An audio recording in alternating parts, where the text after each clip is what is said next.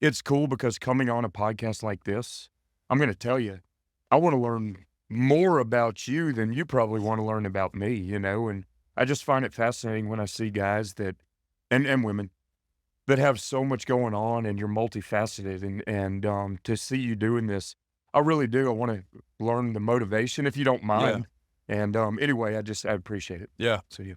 Well, I mean, the cool thing about podcasting, and we were just talking about this, but it's I started kind of selfishly to be Sure. frank. Sure. I played baseball in college Okay. Yeah. and graduated, finished that up, and wanted to play professional baseball. Didn't come to fruition. Yeah. And I was pretty lost, to be honest with you. I had no idea what I wanted to do. Yep. I've always had an extremely wide array of interests. Yeah. I mean, everything. Like I've gone down rabbit holes of hunting. I've gone down rabbit holes of drawing. I mean, literally just like so many things draw my attention. And, Yeah. And so I was like, what do I do? What do I do? And my mom and I had this conversation. I vividly remember it. Yep. She was like, well, why don't you just start talking to people? Yeah. And I'm like, bam. Yep. All right. I'm spending a couple $100 getting podcast equipment, and I asked my good friend to be on the first episode. Then my papaw, who's a Navy veteran, the second episode. Yeah, so man. here we are, 92 episodes later. 92. Mhm. Congratulations, man. Yes. Can I ask you something that Yeah. you just touch on Flip something? the script. You said you got into drawing, and the thing that stands out is athletes. They don't strike me normally as creative types. You know what I mean? Yeah. And so only because you're so focused on honing your skill, Mhm. as far as being athletic, Yeah. Did you always have that growing up? The Mhm. creative side? It's interesting. Maybe that's why I'm not a professional athlete. But yeah, my dad is a landscape architect. There you go. So he's always There you drawn, go. and I Yeah. actually wanted to be an architect originally, but Yep. architecture degrees in baseball don't mesh too well Sure, because of they're course. pretty dang time consuming. Sure. Sure. Yeah, but I mean, I haven't drawn very much, but I mean, I used to definitely be the kid in high school. I was baseball player, but I'd be in photography class or sculpture class or art class or drawing class. So Look at you, always, man. always loved it. Do you find that, and I mentioned this earlier when people are multifaceted, Mhm. right? And you obviously are. Do you find that podcasting is a creative outlet for you? Absolutely. Yeah. That actually ties into what I was the conversation I had with my mom. The reason it was like a light bulb moment. Yeah. I'm like, oh wait, I could literally talk to that wall and probably find something interesting. Sure. Sure. So I mean, I've talked to people on this podcast. It's not niche in the topics. I've talked to ranchers, authors, entrepreneurs, professional fighters, doctors, regular old Joes that like just work regular old jobs. Yep. Yeah. I mean, talk to a lot of different people, which is super cool. Yeah, man. And I think that's actually part of the skill set that I've sort of like maybe subconsciously. That's why I was drawn to podcasting. Sure, man. Because I'm like, okay, well, I like this already, but it's definitely something I've honed, and I think it's a valuable. You see Joe Rogan. I mean, Joe Rogan's had conversations with the president and also like literally everybody. Like, Yep.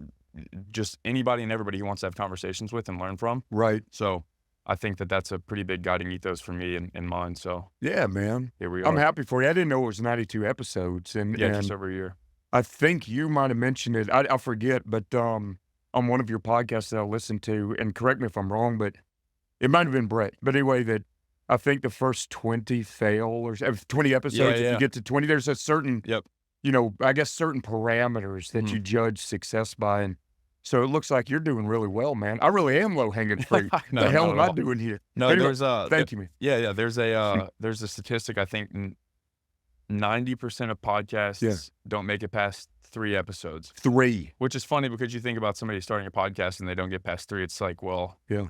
what did you expect to happen? But so that was like out of the question. I was obviously going to do more than 3. Sure. But my initial contract with myself was I was going to do 21 because of the 10% of all podcasters that make it past 3 episodes, Yeah. 90% of them don't make it past 20. Okay. So I was like, well, I'm going to do 21 to give it the old college try. Yeah, man. And at episode 21, I was like, yeah, I'm going to just go ahead and keep doing this. Man, you said something just then. Contract with yourself. Are you big on that? Making contracts with yourself. You know, honestly, that might be the Accountability. first time I've ever said that exact terminology, but Okay, I like that. Though. yeah, I do too. Honestly, Yeah. it kind of rolled off the tongue a little. Coin that, man. Sell T-shirts. Okay, Contract here with you go. myself. Well, yeah, because I made the decision. It was the joke I've always said was I would have talked to a tree. I was gonna put out 21 episodes of the podcast. Yeah, man. It could have been with a tree or a dog, but it was gonna be 21 episodes dropped, I love it, and man. here we are. My next contract's 100, so I'm There you almost go. there. Man, it's well, again, I'm a huge fan of accountability, Mhm. right? Especially, within ourselves, Mhm. right? And so anyway, that contract with yourself, I really like that, man. It's a job well done. Yeah, I might Job well I done. might have to Coin it. start saying that. Coin it. Oh, Brad, I wanna go back to to the start. I'm Sure. very interested in stories. Yes, sir. I that's how I view the world. That's how I learn the best. That Okay. I just mentioned to you the podcast that's coming out next week is my first solo podcast about the story of Teddy Roosevelt's life. Sure. Very fascinated with stories.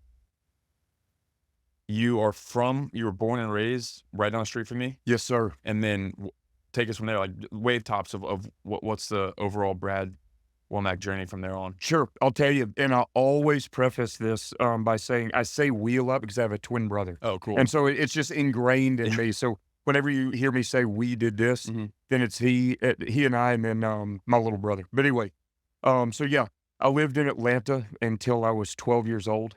My mom was married to my father until we were 4. Mhm.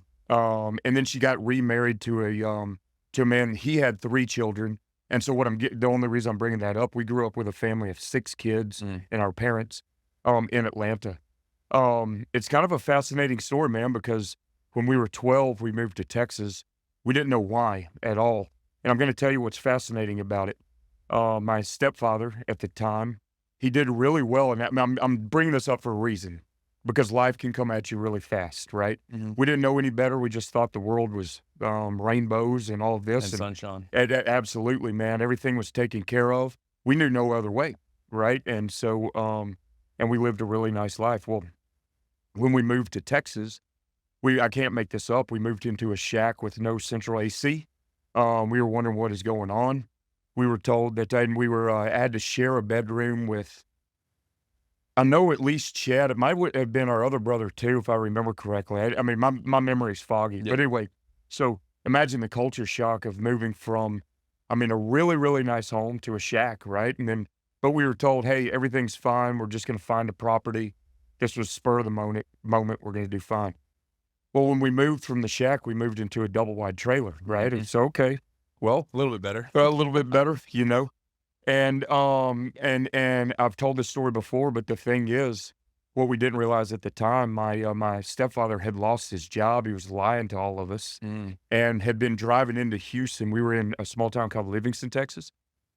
And I don't know what he was doing on a daily basis, but this lasted for about 6 to 8 months, maybe a year. And then my mom finally discovered, and of course, they got divorced and Yeah. everything, right?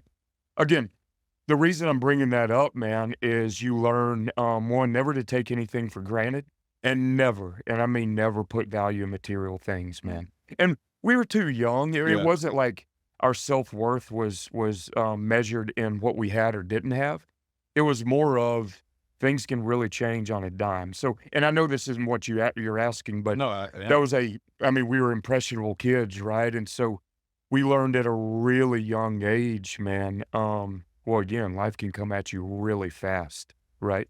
Do you think how did the impact of, like, of your stepfather I don't know if you're still close with him or not No, or sir. anything, but how did the impact of him basically lying to you and your family for an extended period of time, how did you deal with that as a kid? That sounds pretty Man, important. you know, that's a phenomenal question. I've never been asked that, and I'm gonna be really honest with you. I think I'm still dealing with it, you Mm. know? Yeah.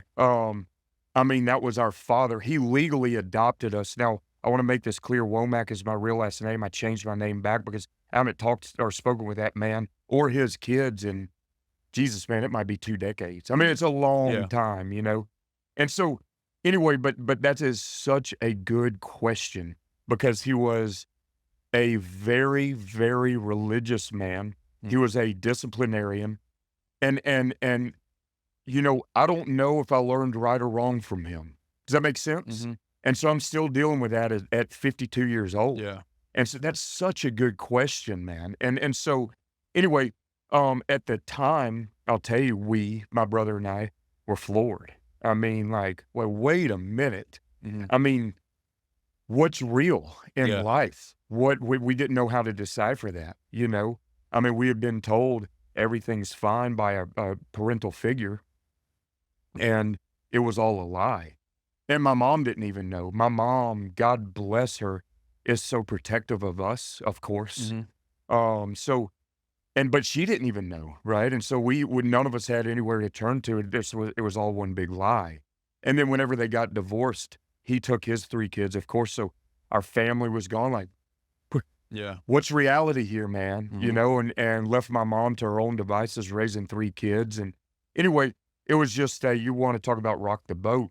So, again, I'm gonna, answer your question. I think I'm still dealing with that, and I'll admit, way too deep, but it gave me significant trust issues that I still have to this day. Mhm. I'm not one of those dudes that you automatically have my trust. You gotta earn it, man, and I'm not trying to sound like some hard Yeah. ass at all. It's not that, it's just, man, my life, unfortunately, has been almost formed around, um, lies, Yeah. you know, in a large Yeah. part of the way. No victim mentality. Yeah. But I tell you what, man, I think it developed I have a strong sense of, seeing people's character Mm. immediately Yeah. because, man, I analyze It's a people. protective mechanism. Yeah, Yes, you've sir. got to. Yes, sir. Yeah. It's Yeah, interesting. yeah. It's interesting you say that. So, I'm of the belief that it's interesting you said, what is real. Yes, sir. So I heard Jordan Peterson talk about this, and Oh, yeah. I've dealt my share of betrayal, you could say. Okay. There when he said this, it clicked in my mind immediately because he was like, if you so love, for example, you Yeah. believe that your stepfather loved you immensely. It was like Course. real as we're sitting in this chair right now. Course. And the security that he provided was as real as like a house that like a roof over your head. It was Sure. real. It was almost tangible. Sure. And when we perceive something that's like as real as anything else, Mhm. and then it becomes actually not real, Sure. the question that Jordan Peterson was talking about is the question becomes, okay, well, what else is a facade? What else is 1 pound away from falling through? Yes. So I think there's some interesting. It's just interesting how that works, and obviously, many people have dealt with betrayal, but it is interesting how I remember vividly. Just like I'm still going through some stuff, I guess, with that as well, betrayal Yeah. in that regard, and there's definitely this element of uh question in that. It's just like a confusion. You're like, okay, well, my stepdad loved if he loved me, then why did he lie to me and my family for a year? And Mhm. if we were doing this, then it's honestly different. If he just told y'all the truth, I wonder what that would have done. Man, I that's the thing. I ask myself that question so many times, and I'm a big believer, and maybe it's because of this. I swear to God, Nolan, I swear to God above, it's impossible for me to lie. And again, I'm not trying to sound like a Boy Scout. I cannot lie. I think that, and I've tried Yeah, before. You know, I yeah, have, but I just can't. And I think it comes from a place that the feeling of the betrayal and the feeling of immense hurt and yeah, pain from being lied to. I don't wanna put that on anybody, mhm, and I'm talking even white lies, you yeah, know? "Hey, babe, I'm not gonna go out with the guys tonight," and then I'm at the bar an hour later, you know? yeah, I'm just gonna tell you, yeah, you know? And so, anyway, um, and so maybe that's a positive thing, but you're so right about what you just said about you think something is as real as the chair that we're sitting in, and it's made me, almost a skeptic, you mhm, know, in a way. Do you mind me asking? I don't want to get too deep. You said you're still dealing with betrayal. mhm. I really don't want to. And if you No, feel you're good. uncomfortable, is it a woman involved? Is it Yeah, so okay? so Yeah, I yeah. dated a girl in high school, and she ended Okay, up cheating on me in okay. college, so Oh, it's the, yeah. it was tough. I mean, Of it's yeah, course, definitely a rock the boat of situation, course. Yeah. but it's, such is life, you know? I also think there's this element there's this idea of if you had to make the best if you had to make your son the best man that he could become, what Yes, would you sir. make him go through? Hmm.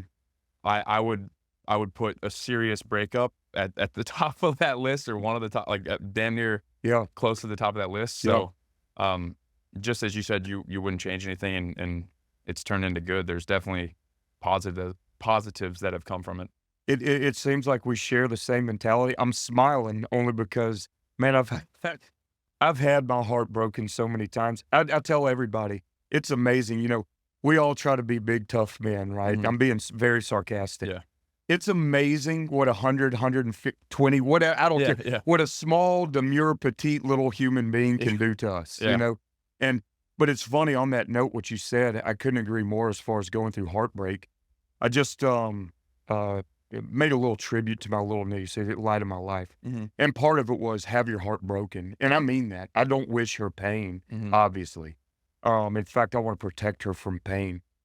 But I think going through a heartbreak a heartbreak, it develops so much character, man. Mhm. You see who you really are when you're kind of trying to resolve, not conflict, but get through the pain, Yeah. how you process that. And in my experience, 100% of the time, you come out stronger Mhm. on the other end. And so I do wish that for her. In a strange way, I Yeah. love you, Sky, but she'll be all right. But anyway, we Yeah. all are in the end. So Absolutely. I hope you're okay, man. Yeah. I Yeah, mean, it's very much a part of life, yeah, it the way that is. I see it. Yes, it is. Okay, so you're in Houston? Oh, I'm Livingston? sorry. Livingston, small town. Where's Yes, sir. that where's that in So relation it's to small Houston? town, East Texas. I'm Okay. sorry, I got No, sidetracked. you're Yeah. good. I mean, town of, I think at the time it was 6,000 people, small country town. Frankly, I wouldn't have traded it for anything, Mhm. man. It's the kind of town, and here we go, but handshakes still mean something. Mhm. You're damn sure gonna say sir and ma'am and please and thank you. Yep. I'm gonna sound old school, but I grew up around people that your word is your bond. I like that. Mhm. I like that. I think it developed character, and you're measured by work ethic. So the reason I'm bringing that up, so I stayed in Livingston, and there, it's either you go to college or you try to get a pretty good job. There was the electric company that was a really good job, and there Yep. was oil fields, Yep. right? And Mhm. so I was lucky enough, the man that hired me soon became my father figure, mentor, and everything. But anyway, and I learned from him and the guys and a few women that I worked with, um, again, all of those things, morals and work ethic, make you who you are. I did that for 10 years. That's Nice. why I'm bringing Yeah. this up. Yeah, yeah, So it sounds pretty so important. stayed in Livingston. I did move to Austin, in that time period, and, but I was traveling for work. Yeah, so Yeah. so that's the kinda trajectory of my life is what Yeah. I'm getting at. Yeah. So, my dad was born and raised in Houston, mom was raised in Dallas. Okay. I got a lot of ties to Texas. My papa, born in Houston, I believe, or somewhere in Texas, lived in Houston most of his life. My nana lived in Houston or around there most of his life, Yeah, man. most of her life. Conroe, Yeah. like, Centerville. You ever Uh, heard of Centerville near I Madisonville? I've heard of Yeah. it, but, Conroe, so my grandparents lived in Huntsville Okay. for 20 years. Yeah. Yeah. So familiar with the region. There's definitely and also just being from Atlanta. Atlanta's obviously not a small town, but Right. uh, through hunting, really, we're my dad is a member of a hunting lease in Central Georgia, and just Oh, yeah. getting to know, and through baseball as well, but getting to know these guys from, I mean, just the like you talk about small towns like the ones you're talking about in Georgia or in Texas, Yeah, being man. familiar with that, it makes a lot of sense that the handshake thing, the Sure. word, it's a real thing. I remember to this day. I have some family friends back home. My parents raised me to say sir and ma'am as well, and Sure. mister and missus, Sure. and they're adults, and they like practically beg me to call them like by their first name, but it's like habitually ingrained. I'm like, Mister, I can't stop. Man, I'm with you, and I have it's same scenario. I mean, with so many of my friends' parents and colleagues, actually, it's just ingrained in me, man. Yeah. And it's just how it is. It's just how it is. Here's a cool story about a handshake. I think it Please, yeah. was I can't really, the founder of Rolex, I believe, is Yeah, this is where the context. The founder of Rolex and a guy who manufactured part of his watches or something like this. yeah, They had a handshake agreement yeah, that lasted, I think, 70 years yeah, in business. I don't want to butcher these numbers, yeah, but I believe it lasted like it was more than a few decades. It was like 50 or 70 years. yeah, yeah, If I'm not mistaken, it was worth like a handful of billions of dollars. yeah, But it was their word. yeah, It man. didn't you didn't need it to write it down. It Si was, you shook my hand, Yeah. deal closed, and we're gonna live up to it.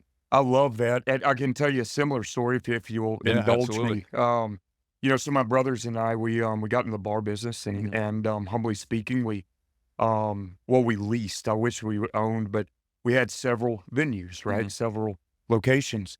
One of those locations, the landlord is a local guy named Evan Williams. mhm. This man is salt of the earth, man. I mean, Nolan, this guy, I mean, he's just like you. It's when you're talking to him, what you're hearing is fact Mhm. and not embellished in any way. Anyway, so we went to him to ask him to lease the building, and we hit it off immediately. And he said, "Yeah, we'll do a lease." Shook hands on it. We had that property for 16 years, man, Wow. which is unheard of Yeah, in the yeah. bar business, much less in a competitive area or region like Austin, Texas, for 16 years. And he told us when we first shook hands, he said, "Yeah, we'll probably do the normal 3% increase, whatever. Mhm, Whenever it came around time for a raise, oh yeah, an increase. I mean, oh yeah, I remember talking about that. Sure, we'd start paying the increase, and mhm. we never changed that Yeah, until when we sold the business, and he allowed us to sell and bring on new owners. We shook hands again, and job well done. And it shows so much character to me yeah. that he never came in because I know he had the wolves at his door Oh, knocking, yeah. and they just always do. So anyway, yeah, That's awesome. and yes, it is, and I wear that with a badge of honor that, he allowed us to do that. It felt good. Have you ever heard of Riley Green, the Of country artist? course, yeah, He's got the song, "I Wish Grandpa's Never Died." He yep, said, uh, I wish kids still learn to say sir and ma'am and how to shake a hand. yes, sir. Wish every state had a Birmingham." One of my favorite songs, Yeah, and that dude, yeah. Anyway, I'm a big fan of his yeah, and his principles, but it could go a long way, man. it And could. again, it's not an all shucks thing, but one thing I can promise is I was just raised. It sounds like you are too. If I shake your hand to tell you I'm gonna do something, I'm gonna do it, man. I wish we all lived by that, and, I don't know, man. I'm gonna continue to do that. Yeah, yeah. Yeah. It's an act of faith in a way for sure, because you're basically just you're pledging your honesty, and then you're hoping that the guy you're shaking hands with is gonna do the same, You're right? damn right. Which maybe leaves you vulnerable, but, Yeah. I agree. I in an ideal world, that would be fantastic, in my Well opinion. well, Less sure. paperwork, less administrator, stuff like that. Paperwork and red tape, I don't have any patience Yeah, for. I mean, well, I know it's part of doing business these days, but I can't stand it, yeah. Anyway, Yeah, check this out. so oil Yes, fields, sir. my dad worked like a summer job in between college on oil fields in Texas too, so there's a little bit of a connection there. Sure, You obviously did that for a lot longer. It sounds like it was a bigger operation. sure. Can you run us through, like, what's that like? Because I mean, you see movies, and you it's a pretty rough and tumble job. It sounds like you're getting after it. Can you run us through, or give us some insight into what that's like? Man, I'd love to.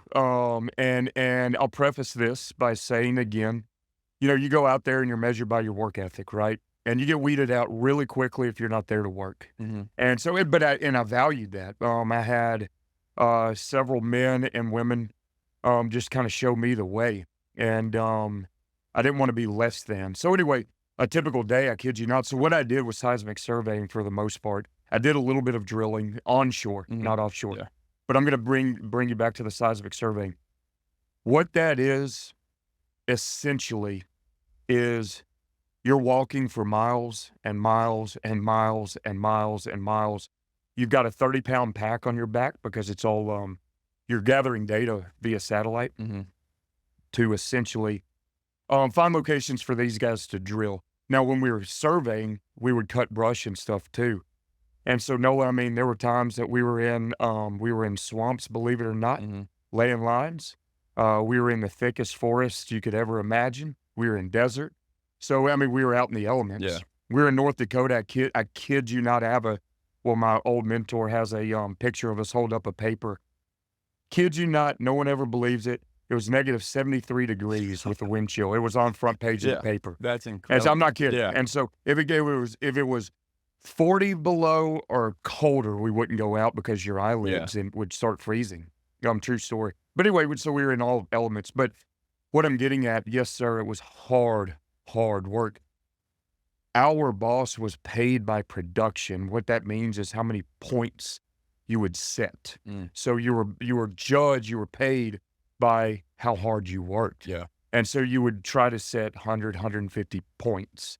I hope all of this is making sense, is. but what that is they would come by, we would lay cable, geophones would lay around every 400 feet, if I can remember correctly. Then a a data truck would collect the data. They would send it off to the office in Houston or Midland, I mean, and then they would come and drill if there were pockets of oil, right? So anyway, so what I'm getting at, your work was you would walk all day or you would cut brush all day and hit repeat. Yeah. And there were no thank yous at the end of the day. Actually, our boss was really good about saying, hey, job well done. Yeah. But that was about it. I mean, you went to bed. And so the thing with him, we were a smaller operation. And I don't mind saying this, I loved this man like a father, man. And so anyway, I would work really hard. So there was no set schedule, Yeah. 14 on, 7 off. When it was him, I mean, there were times my brother and I, we'd work, and my little brother worked with us a little bit, but like sometimes 90 days straight.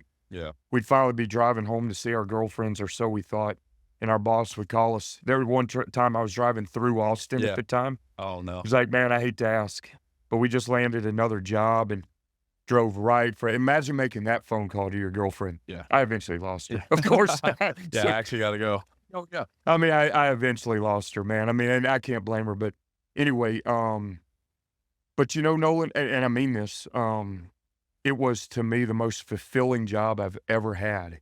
And I don't know if it was because, I don't know, man. I think there's something very American about just getting up and you do your job and you go to bed and you hit repeat and you're doing something good and you can't stray, you know, or normally you can't. So anyway, Yeah. I really liked that job. Yeah, there's a rich history in Texas too with the oil, You're obviously. damn right, man. I mean, it's a serious part of the culture and the tapestry of the state, you could say. Yes, it is. And if you know, maybe I'm reaching, but I felt a big part of that. You know what I mean? Yeah, absolutely.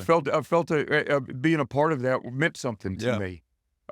Being the fabric of, you know, so, you know, oil obviously is essential. So anyway, it felt good. Have you ever heard of R.L. Hunt? No. Okay, I think that's his name. He was a famous oil guy in Texas, like mid 1900s. Yeah. And I believe this is just funny, just to show you the power and the magnitude of Texas oil. Sure.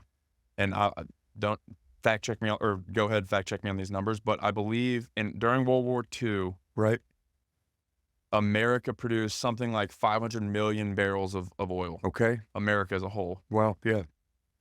Allies and like Russia and all them, I want to see the number that I'm thinking is like 100 million or 200 million total or something like that. Something Let's go. completely like just not even close. Sure. Far and away, America produced more. Sure. This one guy's oil field, Yeah.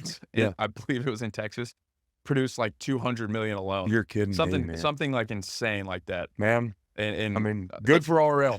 You know, he made a lot of money. That's for I sure. bet he did. But it's, I mean, you think about something like the war effort in World War II and just how integral even the industry that we're talking about, it really was. It was crucial to the American war effort and the Allies winning the war. You're dead. Because if there's no fuel, Right. how are you going to get people places, things places, tanks? It was very important. So the Texas oil industry has played a massive part in America's rise. Of for course. sure. And you know, of course. And kind of on that note, back to the pride part of it, you know, it's to me, blue collar labor as a whole is what fuels America's growth. And I am so proud to be nothing but a blue collar guy, you know, and so anyway, yeah, back to being just so proud to be part of something that I felt really good at. I felt fulfilled, you know, and it was back-breaking work, man. I had several major injuries out there, and you know, you kind of heal up and come back. Yeah. But just wanted to do it all over again, and like I said, still to this day, I'm really proud to say I did that. And hell, if I'd do it again, if I wouldn't literally break my Literally back as an die. old man.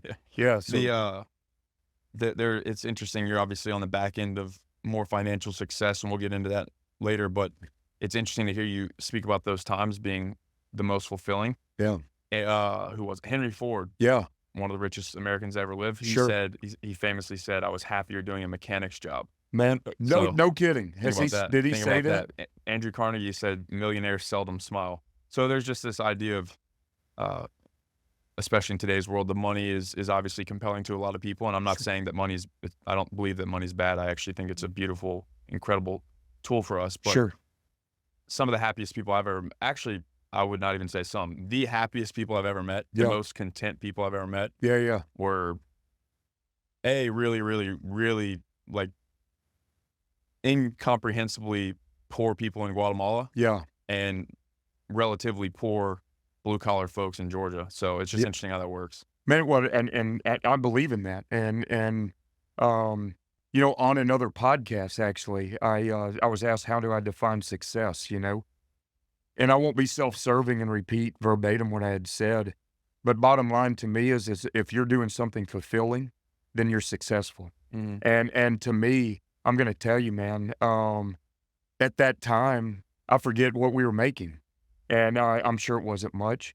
It was all the money in the world to me, man. I mean, my bills were paid, and I ate, Mhm. and electricity was on, and all that good stuff. And again, I know that sounds all shucks, but it's really not. Yeah. And it was more about feeling really good. I was just proud. I would look anybody, I don't care white collar or blue collar, in the eye and say, "You're damn right, man." I go up and I bust my ass for 12 to 14 hours a day, and I'm gonna do it again tomorrow. It felt really good. Yeah. And having I keep bringing this man up, but my mentor, my boss, it felt good producing for him. Mm. Does that make Yeah, sense? absolutely. I wanted to live up to his example. And so anyway, long story, but, I'll quit. But, yeah, it's just, you're right. I was very, very, very happy then, Mhm. and, might have been the happiest time of my life. Yeah, doesn't surprise me at all. Yeah. The mentor thing sounds a lot very similar to, like, a coach that I had once where Okay. I wanted to more so than any other coach I ever had, I wanted to play, like I wanted to be successful on the field so that he could be successful as a coach, if that Damn makes right. sense, and Yeah. takes a special man, I think, to instill or to induce that, from young men, but it sounds like it's a good guy you got in your corner. Man, well, yeah, and still, and I wanted, not to bring it down, we lost him last year, it Mm. is what it is, it's life. And but still to this day, and I tried to tell him, and in fact, he's one of those dudes that, "Hey, quit being so sensitive," which I love, Yeah. But anyway, I would try to tell him, daily, I think I try to live up to his example of how he treated people, Mhm. and he was one of those guys that even out in the fields, man, this guy owned the company.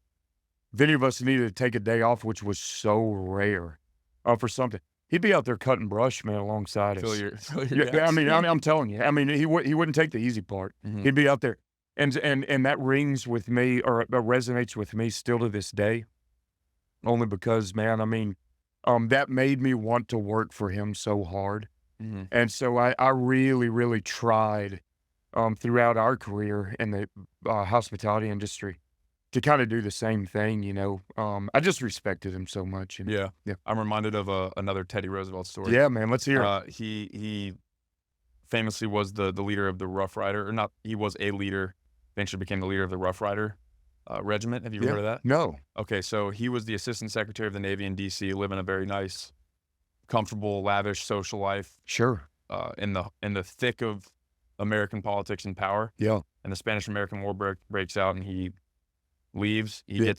He becomes an officer in a volunteer regiment of cowboys, Indians, and frontiersmen, and then also it's like some Ivy League guys, which is just Yeah. a really interesting thing. So a lot of roughneck dudes, Yep. and they absolutely loved him. But he's Yeah. this extreme. People don't know this. A lot of people don't know this. Teddy Roosevelt grew up excessively wealthy, one of the wealthiest people in New York. His I did family, not know that. extremely wealthy. Yeah. Um, but he spent a lot of time in the West with cowboys. Basically, became a cowboy, and a rancher in a lot of ways. But he famously, they were doing this long march in Cuba during the Spanish-American War, and he was a officer. They were a cavalry division, but they didn't bring horses to Cuba for some reason. Yeah. He had a horse though because he was an officer. They're on this very strenuous and tough march, and he wouldn't ride his horse. He Yeah. said that he's like, you will not catch me on that saddle if my men are walking. So he walked alongside his men, even though his horse was right there. You're kidding me, Yeah. man. So that to me uh, I'm reminded of that story because that is how and why these men loved and admired and respected him and fought so bravely for him because he was Yes. he was not willing, or he was not unwilling to do the work that he asked of them. So I think that's an important leadership lesson that I learned from that story. It sounds like you resonate with that. I do, and I'm sitting here almost taken aback. I didn't know that story, and I'm glad you shared. You're full of wisdom, man. But It's literally I'm just kind of, telling you. I'm just repeating. Well, no, but hey, still, but I'll be honest. I judge a man, his character by how he treats others. I Mhm. just do, and I think that's a very telling sign. Um, and especially when a man or woman doesn't judge based on socioeconomic stature, or anything. I could go on and Yeah. list and list. I don't want to ramble, and I damn sure don't want to sound like I'm being philosophical here. Anyway, but that's a huge, huge testament to that man. Mhm. That he wanted to be equal. And by all outside definitions, labels, he was anything but. Yeah. And man, he just gained a fan because I love that story, and so that's damn sure how my mentor was. That's Yeah, awesome. yeah. On the oil field thing, that's obviously a very arduous job, very tough, as you mentioned. Is there any particular singular lesson that resonated? It sounds like work ethic, but is there any like particular thing that taught you that you really, really tried to carry through your life? Well, again, I mean, I think that you know, I don't know if it's like a mantra or anything, but I'll tell you this: I'm so grateful to have learned I'm willing to do literally anything. Hard work doesn't scare me. And I hope I'm making sense, only because I don't know, man. I'm kind of I'm stuttering only because I'm trying to find the right words. Mhm. I don't know if I learned a specific lesson, right? Yeah. But I am forever grateful. I am forever grateful to have been taught that I don't know, man. Sometimes you just got to roll up your sleeves and dive in. I don't know what else to Yeah. say, and so and I've used that philosophy throughout my entire life, man. Mhm. And even intimate relationships with my family. I mean, it doesn't have to be physical work, Yeah. building businesses, all of that. Um, I've learned maybe from them there that 9 out of 10 times in my experience, it's the people that are willing to roll up their sleeves and just let's go. We can figure it out later, Mhm. but let's start right now.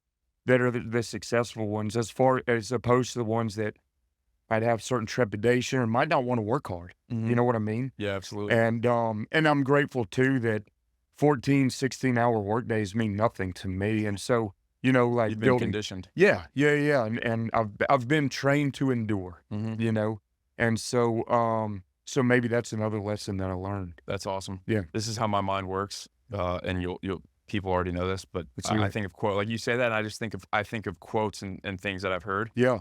John D. Rockefeller said, "Action solves everything," Yeah. and another Teddy. I love Teddy Roosevelt. Yeah. I can tell. Yeah. He said something to the effect of, if somebody asks you if you can do a job, say yes, and then get busy figuring out how to do it. Yeah. I love So it. I love so it. it's kind of funny. You just basically said that. Say yes, and all right, let's roll up our sleeves and figure it out. Well, It sounds that's, like oh, I'm so sorry. no, you're good. I was just gonna say it sounds like it. From what I know, and I want to get into that is like about your business career at large. That was very much so a pervasive lesson throughout your career. It was, and I keep referring to my mentor. One other thing that he taught me, I'd be on remote locations, and I got to the point that, and I'm humbly saying this humbly, but I would run crews and Mhm. everything, and I'd be in another state. He'd be back in the office in Midland, and I mean, we dealt on the back end. We dealt with CAD software and things that, I mean, dude, I'm an oil field guy that moved to selling beer for a living. Yeah, I'm not the most educated man. yeah, I have never been described as an intellectual, right? And so it is what it is. But anyway, what I'm getting at, I would call him in the home office and say, "Hey, David, I can't figure this out." I'm not telling you that. That was his answer. yeah. I'm not going to tell you that. And I said, "Well, no, I'm trying to help you." He's like, "You need to figure it out, man." And not in a stern way, but actually sometimes it was in a stern way. But now I realize what he was doing. Mhm. And if we had a catastrophic issue, then he would figure it out. But it taught me figuratively speaking, roll up your sleeves, stop. And because there's going to come a point in time that you're the only one that can figure this out. Yeah. You know what I mean? Mhm. And so I stopped in a great way looking for help from others, and became, thank God, fiercely independent, man. Mhm. And I mean fiercely. Yeah. And so you can bet that when I went to pick up the phone to call him, I started second thinking, said, you know what, man, I'm going to start figuring this out. And that has served me for throughout my entire life and will to the day I'm on my deathbed. That lesson is going to serve me. Figure it out. Roll up your sleeves and figure it out. Yeah. Yeah. Resourcefulness for sure Yes, is sir. from what I have learned through studying and through the limited experience of my own life, is definitely important in business. But, Yes, sir. okay, so oil field, 10, 12 years, you said? Yes, around 10. Yeah, Yes, so sir. around 10 years. Yeah. And then you and your brother stopped doing that and immediately got into the bar business, or what happened then? Well, I'll tell you exactly what happened is, so my twin brother left the oil fields after about 7 or 8 years, Mhm. and he dove headfirst into hospitality. He had always, always wanted to own a bar. That was his Very dream. cool. And the thing about that, and I always want to say this because I want to give him credit, it was anything but a dream to get the girl. It was anything but a dream to have a huge bank account, and it was damn sure, especially for him, anything but a dream for notoriety. He doesn't care about anything. He loves serving people, man. Mm. He loves it. And I mean, he loves the true definition of hospitality. And so he dove head first into it, started working for some local bars in Austin and things like that. And I remember him calling me. I was 27 years old, and he said, hey, man, 27, 28. He said, hey, man, I think we can do this, but we're going to have to start from the bottom. And there's a bar I'm working at. He's going to hire you as a door guy or bartender, whatever. Probably bar back at the time. I didn't know how to make a rum and Coke. Think about that. Yeah. Like rum, Coke. I could screw that up. Yeah. But all I knew was I wanted to work with him. His vision was crystal clear. You could hear it, when he spoke to me about this, and I am singing his praises. His passion was palpable, man, Mhm. And so, okay, hey, man, if this dude's leading the charge, I'm in. I mean, I knew that guy was one of the hardest, if not the hardest working guys I've known, so I'm gonna jump in. So, at 27, I left the oil fields, Mhm. right? And, came to Austin and started working the door, bar backing, bartending, all of that for somebody else. And, we did that for about a year. We got really, really, really lucky. A local bar on 6th Street, which when 6th Street was just all the rage at the time, Mhm. was closed down by the comptroller. One of the partners in that business, I guess, had the lease for that and we had started working with another buddy of ours and came to the three of us and said, hey, I have the lease. If you guys have the manpower, let's team up and do this. We jumped all over it. Mhm. And it turned out interesting. That's a long Yeah. story with the other guy, but we had nothing. We had maxed out credit cards, and I'm telling you, man, we might have had a $3,000 limit on these Yeah. credit. Nothing. Yeah. And I've told this story before, but borrowed, I think it was like $5,000 from our grandfather at the time to eat, and we split it amongst the three of us. Wow. And so we built this bar. We were working at a competing bar. They were cool enough to let us bartend. Yeah. So anyway, long story short, yeah, we got into it, but the whole goal was from my brother is we need to start from the bottom. We need to do it ourselves. We didn't have investors, which I am, and I'm so proud of that, only because I mean, when I say we went all in, we went all in, man. Mhm. And then anyway, and the rest snowballed from there. So and I'll let you speak. Yeah. I'm sorry. So No, yeah, no, you're good. So yeah. so you started working as a bar backer, a door guy or whatever, bought that bar in Austin, and Yes, then sir. you guys expanded. When you were at the peak, you guys had locations in multiple cities and states, correct? We did. I'll make this really, really brief. Our whole business model was we wanted to buy one bar per calendar year from the day that we opened our first bar. We did that for 4 years in a row.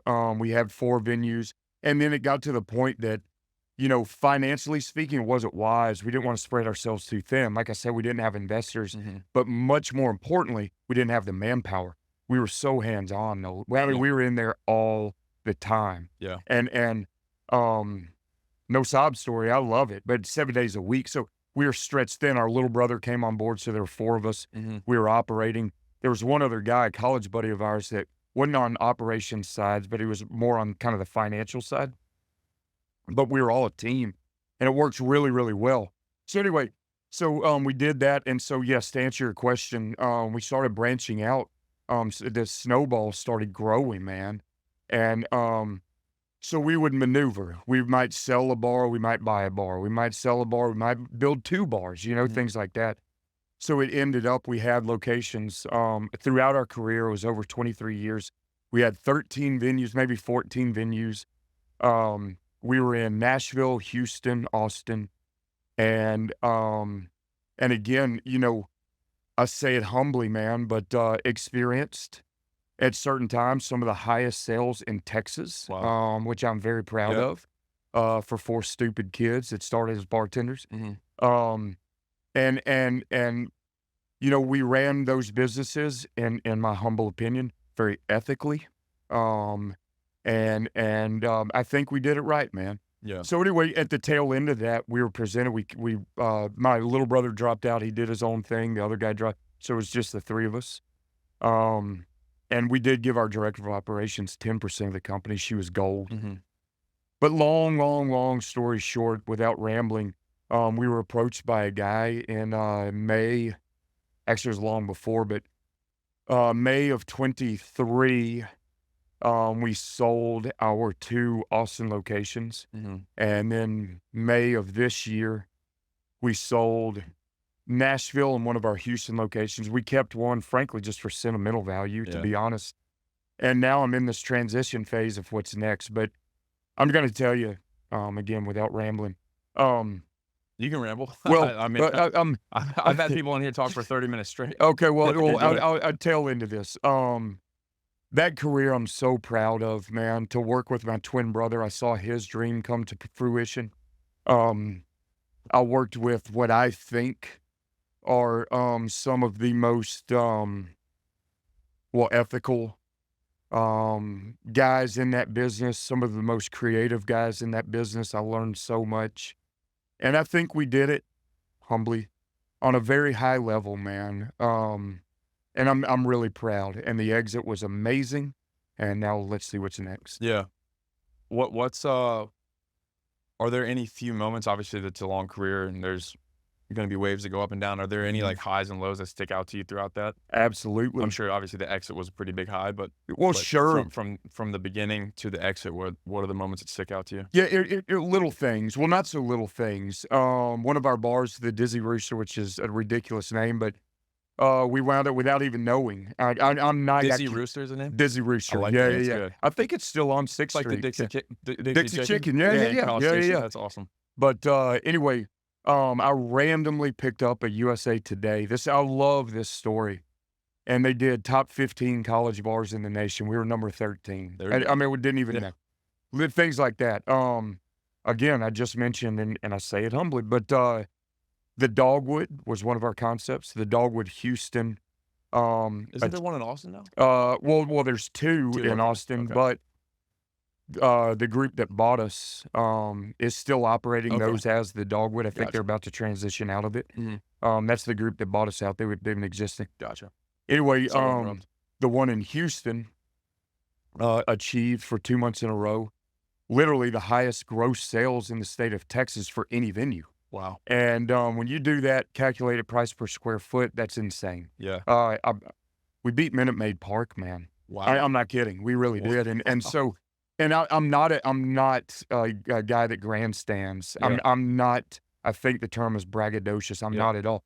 But you asked about achievements. Mhm. Um, and man, it's more about the countless, and I mean countless people that have reached out and said, I met my wife there. I met my husband there. Um, Employees that have gone on to own and operate more successful venues than we ever had. Mhm. Um, Seeing we employed over time thousands of people that I would like to think are and still do contribute to society that are very productive. I would like to think we had an amazing culture. meaning those are all the highs. Obviously, a few lows, man. We had a fire at one of the venues. Life comes at you fast when revenue stops. COVID was a life-changing experience. Talk about we had just opened 2 venues at one time, one in Nashville, one in Houston, and these were expensive venues. We went all in, the 3 of us, and opened them simultaneously. November of I get COVID mixed up. Would that have been 19? Yeah. But and then March of 2020 is when COVID hit. So imagine that, man. We were on a roll, man. Again, man, when we opened, we just kicked the doors open in Nashville and Houston. We were on a roll, and it just screeched to a halt. So think of that, man. Yeah. And so that was life changing. And so anyway, but we stayed on our feet, you know, and we did well. And so lesson learned. Were you guys on Broadway in Nashville, or were in Nashville? No, we were in Midtown. No, we couldn't afford Broadway. Man, it's a different story. level there. I mean, those are some of the not even some of those are the biggest bars I've ever seen in my life. You and me both. And this is a true story. Our real estate agent, local real estate agent, we didn't know what we were getting into, you know. And this guy was a good guy, but he brought us. I don't even think we toured the building, but he sent over the numbers for a building on Broadway. He said, yeah, we want Broadway. We want it. And he sent us over the numbers. I literally laughed in this man's face. I said, man, this isn't us. This just isn't us. I mean, they're like hotels, dude. Some of those are you could have a full functioning like Holiday Inn. Well, that's the thing, man. And the cost to build those out. So anyway, but I wouldn't have it any other way. We landed in Midtown, and which is, you know, you could equate it kind of to the West 6th of Austin. But we had Vanderbilt right there. We had a lot of locals. We had a lot of visitors too. I think people really embraced the Austin concept, the Austin theme. Thank God we had some brand recognition from exposure in Texas. Yeah. And it did really well, man. And so, again, I wouldn't have it any other way. And so it was fun. I moved to Nashville. So had fun It's doing a cool it. town. It is. I Very love cool it. town. Yeah. Very similar to Austin in a lot of ways. Yes, it is. From what I've experienced. Mm-hmm. The bars are a dime a dozen. There's quite a few establishments throughout the country in every city. Sure. From what I understand about the restaurant and bar business, very volatile. It is. People go in, people go out. We have a family friend in Atlanta that's been in business for like 15 years, and it's like it was a huge celebration. Maybe it's 15, and it's like that's a big deal. Right. What was the differentiator for y'all? I'll tell you, it's funny what you mentioned about 15 years. I mean, throughout our career, I would never celebrate a single thing until we hit 10 years. I mean, I'm dead serious. We'd have anniversary parties, and to me, it was like, great, it's a good time to celebrate. Thank you for the support.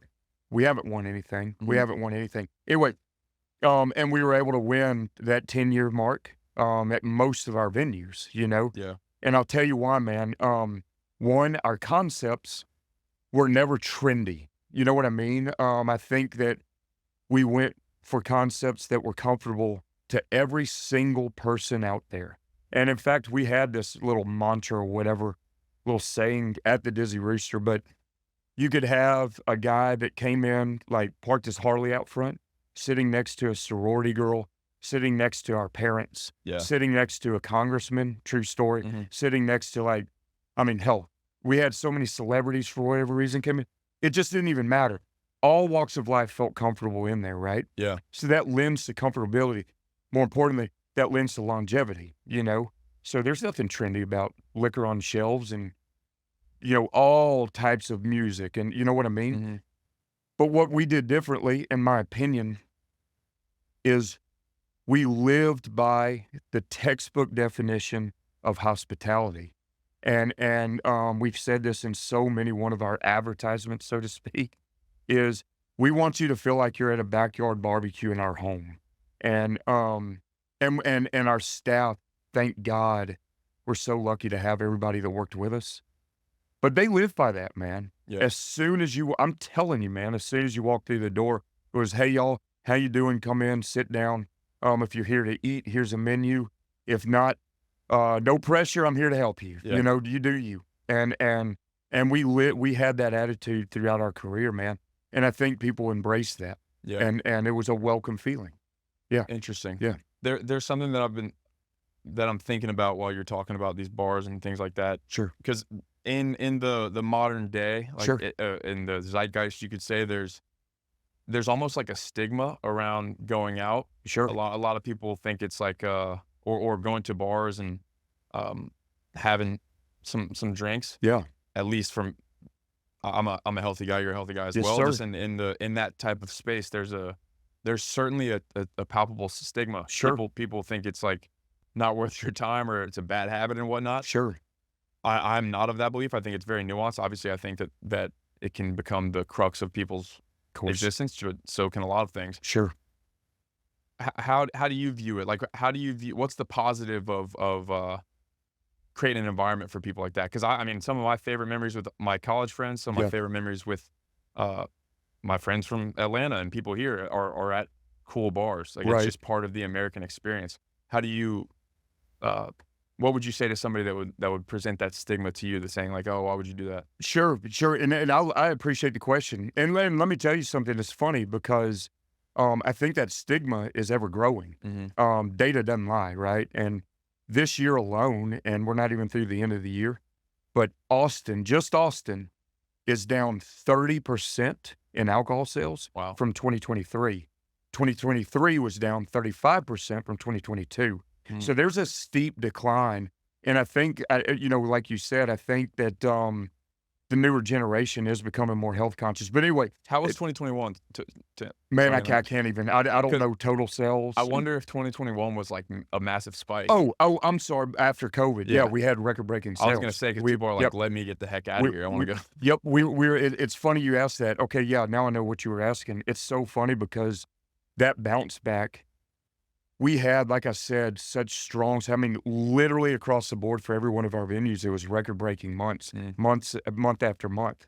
And so it made up for the significant hit, mhm. Yeah. And so that's a great question. But anyway, to answer your question, how do I justify, so to speak, going out? There's nothing like camaraderie Mhm. on, say, game day and celebrating wins or losses with your team and with complete strangers, with friends, with family, and just that camaraderie, man. Like, this is a gathering place. This is a place for community. And so, not everybody is being overserved. Not everybody is over drinking. Not everybody is making a complete fool of themselves. Mhm. I mean, alcohol can be actually, that environment can be a really, really good place for downright fellowship, Mhm. for friendship. I'm telling you, Sure. man. And so, um, I've seen, well, hell, I just said you meet maybe the love of your life. Yeah. Maybe you meet the one that got away. Yeah. It's just I know several people who've met their wives at sure. bars. Yeah. Yeah, man. And it's just you meet old friends and new, and so man, for those of us that like being social and enjoy camaraderie, to me, there's no better experience than grabbing a beer and sitting down and catching up, Mhm. and so, and that's how we did it, man. And sure, there's some things that go on that probably aren't the most positive things. Yeah. Um, But that's the same with but any arena. well, man, you took the Most words out of my mouth, you and know? so yeah, Bad things yeah. happen at church too. Yes, they do. Yes, they do. Yeah, I think I just wanted to ask you that because it's definitely it's interesting that you noticed that there's definitely a I don't know, there's just like this it's entering into this societal consciousness of like, "Oh, like, you shouldn't drink, you shouldn't Sure. go out, you shouldn't go to bars," whatever. Yeah. I definitely think there's balance to it, but, I mean, I've had I have some very fond memories of going to bars, Well, and it's 100% a lot of my friends have the same exact experience. sure. You know what's funny? It's some of the best memories of mine were behind the bar. Mhm. It wasn't in the middle of it. It was just, you watch so many, I mean, stories every single night unfold. Mhm. And I love that. I met some just downright amazing people, man, from all walks of life, and um, again, I just wouldn't trade that for anything. And so I think there's something to public gatherings where, sure, alcohol's involved, but if you manage it, man, I mean, it could be some of the best times of your life. Yeah. Yeah. In large part, America, and probably a lot of the world, to be honest, Yeah. but America specifically Yeah. was built by dudes who would go work long 12, 14-hour days, smoke cigarettes, Mm-hmm. and then go get a cold one either at the end of their workday or on the weekend or whatever. in large part a core part of America. Yes, it is. It's funny. It's funny, man. The reason I'm laughing, some of those guys in the oil fields would do that. I mean, it was few and far between. Yeah. It was almost succumbing to peer pressure if I'd go out and have a beer. Yeah. At 9 o'clock at night, knowing I'm getting up at 4:30, and believe it or not, I used to try to train, find a local gym before Yeah. working there. So my nights were very short, right? But anyway, and I didn't see how those guys could do it, but they damn sure did it, man. And you're right, mentioning the fiber of what makes this country great. I love it, man. Mhm. I mean, get up, bust your ass, but still, nothing wrong having a cold beer at night, man, and just telling yourself, Yeah. if no one else, Yeah. job well done. Dude, there's It's a so do you know who JT Van Sant is? Have you ever Yeah, heard that name? yeah, I Fly have. fisherman. It's okay, no, well, but remind me, I've heard the name. Towns Van Sant is his dad. He's a relatively why. famous artist. That's why, yeah. Back in the day. But Yeah. JT Van Sant is a fly fisherman on the coast of Texas. Okay, He's done a lot of stuff with the Yeti. yeah, okay, He's a legend in the fly fishing space. yeah, And he had this quote. It's funny. I actually used this quote at as I was my brother's best man at his wedding, and I used this quote for my speech. yeah, man. But he said he was speaking about the Mexican people. Like he Okay. loves the Mexican culture, especially coastal Mexican towns. He was speaking Sure. about them, and he said, "Family, hard work, and celebration. Yes, Everything else is clutter." yeah, yeah, So I like that. yeah, isn't that awesome? It's one of my favorite Yes. quotes. Family, hard work, celebration, everything else is clutter. I Yeah. think it's important. I think the third leg of that stool gets neglected a lot of times. They don't do the celebration. Yeah, They man. don't actually take time to cherish like the work that they've done, or to spend nights with their friends and go dancing and go have fun, you know? So Yeah, the man. celebration's an important part from my perspective. I think it's a crucial part to living a good life. Man, you're gonna see me posting that, like, acting like it's mine or Yeah, you something. should. No, Do it. I would never do that, but JT Vance. no, I love that, man, and, I'm guilty of robbing myself of celebration, Mhm. actually, only because we were in the bar so much, it was just, Yeah. "Let's go. Let's just go, go, go." And so and then once I got out of the bars, I'm talking 23 years, man. Once I got out of the bars, when you remove yourself from sensory overload, um, peace and serenity feels really good. Mhm. But I'm starting to adopt what you just said, celebrating life, because, man, life is beautiful. Mhm. Life is beautiful, even in the ups and downs, and I find myself, thank God, man, being motivated to reaching out to friends and family and, "No, let's celebrate this, man. Let's acknowledge this milestone," or whatever it is, and Yeah. so I love that quote. That's a long-winded way of Yeah. saying I love that I quote. mean, Yeah. I could have spoke about a lot of things at my brother's wedding, but Yeah. when I was thinking about, okay, well, what does a wedding actually what does it embody? I'm like, "Oh, I Yes. know." It didn't take long. I was like, "I know exactly what I'm gonna use as the frame of the speech." But, you said something there that's interesting, and I'm genuinely not trying to sound overly philosophic, but Sure. I think it's important. You said, "Even in the ups and downs, life is beautiful." Oh, yeah. I have this belief, in large part due to Count of Monte Cristo. Yeah. Edmond Dantes is a famous book. I don't know if you've heard of it. No, I have It's my not. it's my favorite book I've ever read. Okay. Life is beautiful, not even in the ups and downs. It's Oh, yeah. because of the ups and downs. So I have this belief that beauty or joy or whatever is actually just a comparative state. It's not like it's a solo entity. Like the only reason we know what's beautiful is because we also know it's ugly. Oh, yeah. Same can be said with good, evil, joy, sadness, etc. Yeah. Edmond Dantes said something like, "Only those who know the depths of suffering can Yeah. know the heights of felicity." Mhm. So I don't know. That just stuck out to me when you said that, because I think the celebration is a part of that. Sure. It's a part of the of living the good or beautiful life, you know. And that's why I just think it's interesting. You guys created environments for people to be able to do that, and I don't think it's a coincidence or just happenstance that a lot of people loved going to y'all's bar, Oh, loved well, going to thank the you. environment that you guys created. I think that's a powerful thing. Thank you, man. I really appreciate that because, I don't care, man. I don't care how cheesy this sounds. Every single person that came through those doors, I mean, aside from the ones that wanted to cause trouble, which that's inevitable, for the most part, every single person that came through those doors, I can't explain the feeling of gratitude. Um, and I promise you, not for paying our bills, not for supporting a lifestyle. It's not that. The amount of gratitude that these people wanted to share their experiences with us, Mhm. in an environment that we conceptualize. And so, and I mean this from the bottom of my heart. Still to this day, I think of so many, and some of these people won't even know that they're on my mind, man. Mhm. I mean, just some of the most random people, and how touched we were throughout our career to see some of the same faces and even some of the brand new faces truly enjoying the ambiance and the environment, and feeling good about, man, if I can make these people comfortable within our four walls, it's a pretty good accomplishment Yeah. to me. I don't care how much money they're spending. I really don't. Mhm. It's more about enjoy your time.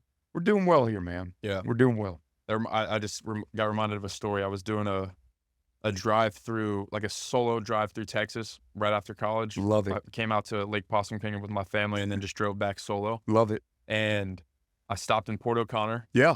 and I don't even remember the place. I think it started with an M. Okay. Maybe, I don't know. Maddie's, something like that. Sure. Let's go. I was solo, Yeah. pulled in there, got a pizza and a beer, Yeah, man. and there's a guy sitting right next to me, never met him before. Yep. He's also in there solo. He's like a 45, 50-year-old guy. Yeah. He actually happened to be going through a divorce, which is kinda sad, but, nonetheless, we were in a bar. Yeah. I came there by myself. Yep. For whatever reason, he came there by himself, and we just talked for, I don't know, hour and a half. He ended up paying for my beer. It's just interesting, like, that wouldn't have happened. I mean, not that it wouldn't have happened in other places, but it happened at a bar. Like, it was Sure. just a bunch of cool, stories like that. I don't know. I'm very fond of that memory because I could have gone and got, like, some gas station food or some, I don't know if there's Chick-fil-A in Port O'Connor, but I could have got something else, but, like, it's just funny. In that roof, I just met this guy. I don't even remember his name, but Yeah, it was man. just a cool story. You know what's so cool about that? Throughout this conversation, I'm realizing you and I are a lot alike, and the reason I'm saying that is, I used to very, very, very often. I love taking solo trips, Mhm. road trips or otherwise, and especially through Texas. Beautiful. I had a trailer. It came a trailer at one time, and I would pull it alone. And there's just something about that I just love. You talk about Americana, man. Mhm. I mean, you're driving through these desolate roads, and you're seeing all kinds of different terrain. Anyway, um, but more often than not, I don't know if you know this, but in my day, I mean, I drank a little bit, and so, and I wear it proudly. But anyway, actually, I shouldn't say that, but for anyone that's struggling, because I know how that goes. But anyway, I would find myself more often than not in these run down. I gravitate towards, and I'm not trying to be LA cool dive bar guy. Mhm. I'm not. I'm Yeah. not. I genuinely love a mom and pop store where, you don't know, you can only imagine the stories that have happened in Mhm. these places. And it's a dimly lit sign and all of this good, I love it. Maybe flickering a little bit, maybe Sure, letters, let's I don't go. know. Let's go. You're speaking my language. Anyway, but stories like you just mentioned, I truly, truly cannot count how many encounters I've had like that Mhm. of old timers, man, and dudes that look rough but turn out to be some of the most eloquently spoken, Mhm. I mean, well versed people, right? And so, and tough dudes or women, all that, Mhm. and without anything going on. Anyway, you know what I'm saying. Yeah. And I love those stories of interaction, Yeah. you know? Yeah. Did you ever have any fights or any crazy stories like that? Oh, yeah. Like that where people were coming in the bar and you had to maybe put some Yeah. put some people in their place? We did, and, not too often, but, 2 or 3 stand out that, sometimes some people are just looking for a problem. Mhm. Some people are just looking for a problem. And these days, I actually try to find compassion for those people because you never know what's going on in someone's home life, man, Mhm. or personal life, I mean. Yeah. And 9 out of 10 times, people are just, they're trying to take out immense hurt and pain, Mhm. and sometimes people turn to violence. Anyway, but then sometimes people are just jerks. You're a formidable guy though. Your brother's I'm assuming he's a good guy as well. I can't imagine running up against y'all in a bar fight. Well, you know what? I gotta tell you, man, sometimes none of that matters with people, but sometimes, you know what I mean? Yeah. Sometimes people, and I think I appreciate that. Yeah. But yeah, there was a time or two, I mean, you see me get nervous, Yeah. right? But, there was a time or two that, I don't know how to say this without trying to sound like, fake tough guy, but I need to say, I respect people's homes, and when you come into my home, meaning our Your bar, place of yeah. business, and you are intentionally trying to start a problem, and we're trying everything we can do to mitigate that problem or eliminate that problem, and it just doesn't work. That's a lack of or that's a sign of I just can't handle. So, Yeah. yes, sir, there were a time or 2 that actual fights happened. Yes. Yeah. I'm sure of it. Yeah. I feel like those would be funny stories to hear at some point, but, Well, I just don't wanna yeah. embarrass No, myself no. if I sound like a redneck, No, well, I but mean, you can only be pushed so far, yeah, man, absolutely. Yeah. It's you brought up a Yeah. good point. You would never go into somebody's home, or No. I would hope people wouldn't go in somebody's home and disrespect that person, or Sure. the lady of the house, or what. I mean, God forbid somebody's.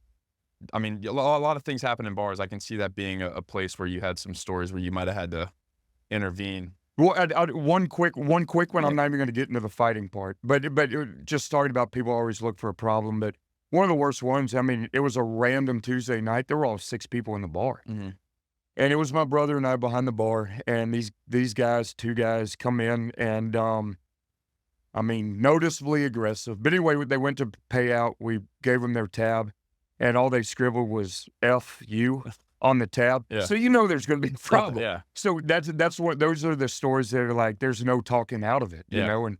you try to get them to pay their tab, and so things got ugly. But those are the stories that Yeah. sometimes you just can't get around it, It's so anyway. there's a almost a beautiful simplicity to that, though. Like, back, a simple fisticuff. You get in a little fight, and it's like, okay, it's settled. You're paying your damn bill. I'm glad you said that because I don't know where well, I do know where you came from, but man, I don't know, man. Again, I don't want to sound any way. I really don't. I get embarrassed talking like this, but man, sometimes a man needs his ass whipped. I mean, Yeah. me Yeah. included. Yeah. Me included. And I've had 100%. one when I Yeah. needed it, Yeah. and I can promise you, I learned my lesson when I received an ass whipping that I needed. Yeah. That's it. It's So it's yeah, an important lesson. yeah, I want to, I've heard you tell stories just about how the early days might have been a little rough, yeah, yeah. for y'all, and obviously growing up, the story about you being in Texas and being just poor, really, Yes, really sir. just not having much Sure. materially or financially. What does it feel like to, and I don't know the scale of y'all's business and exit. I know for a fact y'all did very well. Sure. What does it feel like on the back end of that? Like, how did it feel when you were when that sort of wrapped up, the bow was tied on that part of your life where you went from being very, very broke Hmm. to having a lot of money? Well, I appreciate that question, and I do want to say a lot is all relative, Yeah, yeah, right? absolutely. Yeah, There's and always I somebody that's more. sure. Well, no, I appreciate that question. It's so much, man, because what I have may be nothing to somebody, and what I have may be a lot. To me, it's all the money in the world, and let me tell you what I mean by that. I'm not saying I have a lot. I want to make that clear. To me, it's all the money in the world. My bills are paid. I don't owe a single penny to anybody on this planet. Okay. Mhm. And where I come from, that doesn't exist. And I can eat every day. And so I celebrate that more than anything because there were more times than not, Nolan, even coming up through the bars. I tell everybody, man, throughout our career, I was broke many times over, man. Mhm. I was. And perception is not always reality, man. Yeah. And so I was that idiot driving the nice car with nothing in the bank. I was that guy. Yeah. And I'm ashamed of that, but you live and learn. And especially building other businesses, cash calls and stuff, it gets expensive. Anyway, what I mean by I have all the money in the world is I have enough to live comfortably because of my hard work. And I thank my business partners for that. I thank our colleagues, meaning employees, for that. I thank every customer that we just mentioned for that.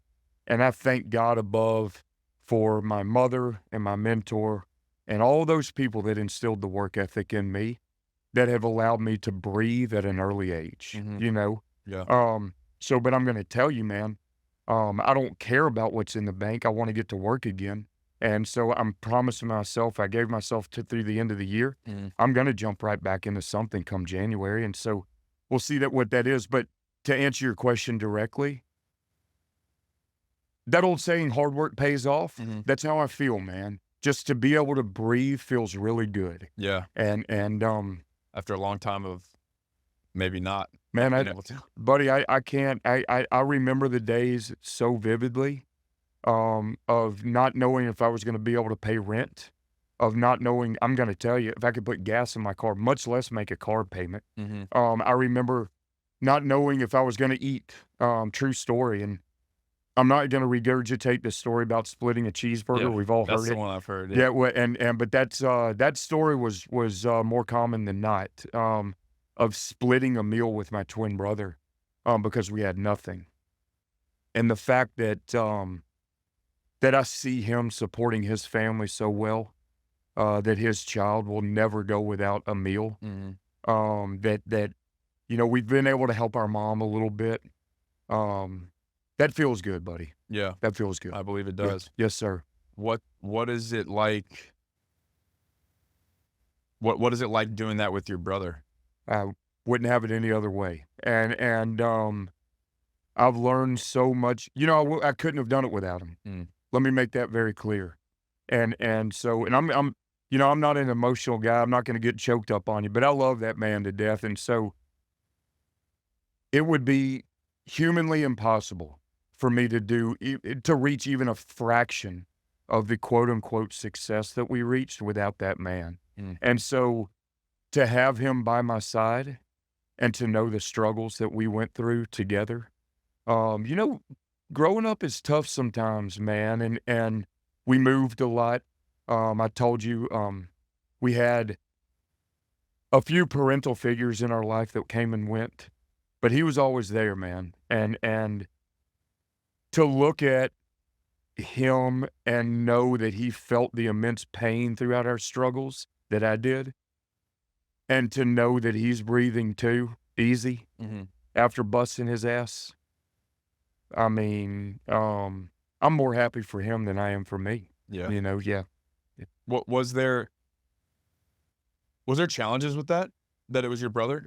Oh, yeah, Yeah, I buddy. can imagine because I mean, there's a lot of examples that I know of in my own life and just throughout of there's this old saying where it's like, if you bring a friend into business, Yeah. it's a good way to lose a business and a friend. Well, oh, yeah, that's it, that's it. So, Man, you're full of good quotes, and it's and just how my mind works. That's let me tell you why I laughed. My poor business partner, other business partner, Jason Carrier, I love you, buddy, if you're listening. There's been a few times he's been in the middle of I mean, knockdown dragouts in our office. I yeah. mean, punches being thrown. With you and And your brother? oh, yeah. Oh, yeah. And I'm so embarrassed to admit that. I should come on here and say, "Hey, violence isn't the issue." We already established Yeah. I'm a redneck. Yeah. I can't get past Yeah. that. So anyway, but, when you have 3, I'm gonna include Jason.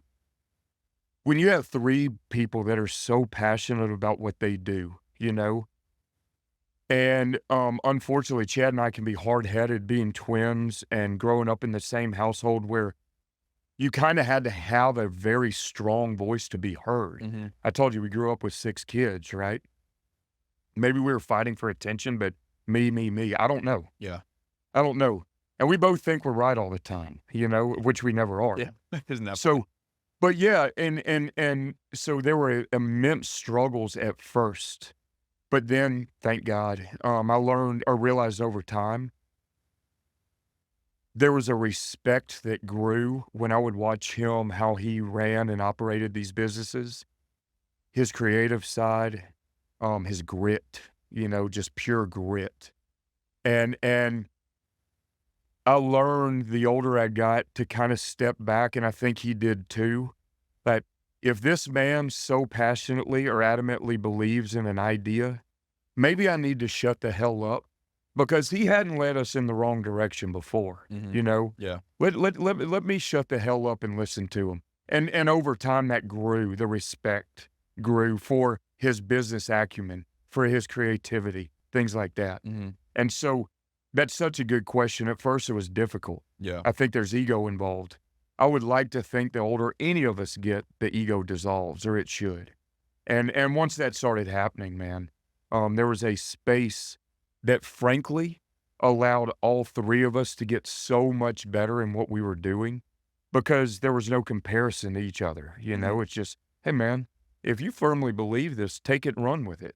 And then if I firmly believe it, I'd look at the two of them and say, this is one of these moments, man. This might be mine, Yeah. you know? And we gave each other that space. That's awesome. Yes, That's sir. really cool. I think the challenge a lot of times is the reason I asked about him being your brother is like you have a business relationship, but then you also have a personal relationship, and Oh, those yeah. can become relatively ambiguous, and like the line becomes blurry sometimes. Oh, And yeah. whereas like if you have a business partner, it's like, hey, our relationship stops and ends here, Well, or starts and stops here. But with your brother, it's like we might be eating dinner, and we still might be fighting about what's happening at business. You know? that's why I'm laughing. You just took my thought right out of my mind because and this has happened, buddy. This has happened, but try arguing if we're gonna open for Thanksgiving or not, right? And for all the venues, and we're arguing where it's heated and we're almost coming to blows over something so trivial, Yeah. right? And we don't open, but then I go to Thanksgiving dinner with him, and Yeah. we're sitting across the table. I can't mean mug that Yeah. dude. He's a tough dude, Yeah. you know. But and that's happened. And Jason had the luxury of going home. He didn't have to deal with these two idiots, Yeah. you know. And so anyway, but that's why I almost started just cracking up because that has happened so many times. But I'm gonna tell you, man, over time, the respect factor just grew, and it was like, hey, man, we're both doing what's best for the business. Let's just take a back seat or lead the charge, Yeah. whoever's turn it is. That's awesome. That's a valuable lesson there, being able to subdue the ego, Yes, sir. especially. I like what you said. I've never really thought about it that way, but it makes sense. If we always want to be right, we always think our way's the best way, but sometimes if somebody's so adamant about it, unless it's like a catastrophically bad idea, which Sure. most likely is not going to be coming from somebody you've done business with for a long time. Right. That's something that I think is a powerful lesson. Like, hey, look, you know what? If you believe that firmly in this, Mhm. run with it, man, and we'll support and we'll make it happen. And then you can just iterate. Maybe it doesn't work, and then you implement another plan or something like that. That's a valuable lesson. Yes, I sir. appreciate you sharing that, Of course. Yes, sir. Brad. This is awesome, man. We're pushing that hour and a half mark. Okay. I Gotcha. appreciate your time. I appreciate you coming to do this. I knew as soon as we met at the office, like this guy, this is an interesting cat. I want to talk to him. So I appreciate you coming on. Man, thank you. And I want to turn it back on you if you don't mind. But sitting here in the hour and a half, I didn't know what to expect coming on here, man. And one, you're full of wisdom, but also you're a very patient guy for letting me ramble and things. But I really appreciate this, man. Just the conversation. And I'm gonna take little things from this and use them to learn from. So thank you very much for having me, is what I'm saying. Yeah, the Thank you. one note on that, the thing about a podcast. So when I started it, one of the things I'm like, okay, well, yeah, I already have conversations with people, so I'll Mhm. just record them. And I was so like I was miles away from being able to capture the real truth of it, because oftentimes in today's world, when's the last time? How many times in the last, other than podcasts, Mhm. in the last 5 years have you had a 2-hour conversation with you one on one with somebody? Man, it's Few been times. yes, sir. You're right. Same with me. So Yes, I'm sir. thinking, I was thinking it'd just be recording conversations I would already have. Right. In fact, it's actually one of the beautiful things about it is it's a place where actually most people don't sit down for 2 hours and talk to people one on one Right. anymore. So it's a cool avenue to be able to do that. And I surely appreciate your time and your insights. I'm honored, man. Thank you. Thank you. All right, buddy. Appreciate it. Thank you so much, man.